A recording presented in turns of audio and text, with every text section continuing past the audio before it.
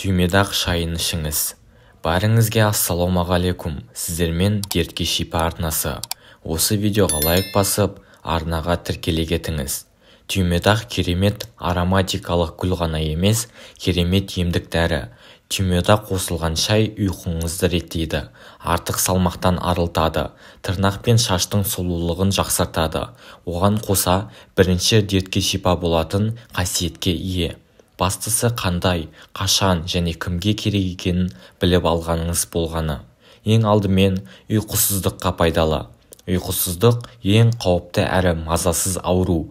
Оған дер кезінде емдік шараларын қарастырмаса, аурулардың саны көбейіп, асқындырып алатыны сөзсіз. Ұйқысыздық ауруының ең тиімді және де қолжетімді емі ол түймедақ шайы. Бұл шай адамның жүйкесін, миын тынықтырады, санасын сергітеді.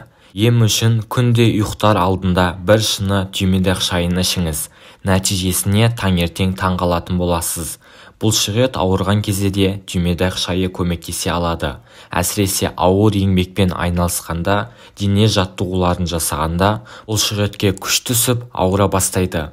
Осы кезде бір кесе түймедақ шайын ішуді кеңес береміз. Сол сәтте-ақ денеңіз балқып, ауырғаны басылады. Тұмау ауруына шалдыққан кезде дереу дәрі ішпеңіз. Орнына түймедақ шайын демдеңіз. Шайдың құрамындағы бактерияға қарсы заттар суықты емдеп, тұмаудан айықтырады. Түймедақты шай ретінде мезгілсіз ішудің ешқандай зияны жоқтығын біліңіз. Диабетке шалдыққан кез келген науқас дәрігердің жіті бақылауында болады. Оның не ішіп, не жейтіні, қандай дәрі қабылдайтыны тек дәрігердің рұқсатымен болады. Десе де, бізде бірде-бір дәрігер диабетке шалдыққан науқастың түймедақ шайын ішуге тыйым салмайды. Өйткені бұл шайдың тап осы ауруға шипа болатын қасиеті бар. Түймедақ шайы қандағы қанттың мөлшерін реттейтін қасиеті бар. Тері сұлулығында да түймедақ шайының маңызды рөл атқара алады. Ал түймедақ тұнбасымен теріңізге тоник жақсаңыз, нәтижесі керемет болады. Түймедақ тұнбасы қабынуды емдейді, микробты өлтіреді. Терінің антиоксиданттық қасиетін қамтамасыз етеді. Сонымен қатар көздің айналасындағы қара дақты кетіреді. Тіпті тыртықтың да ізін жоғалта алады. Ал аллергияның әсерінен теріңізде өзгерістер болып жатса, онда ұзақ уақыт оздырмай түймедақ шайын ішуді бастаңыз. Шашты қуаттандырады.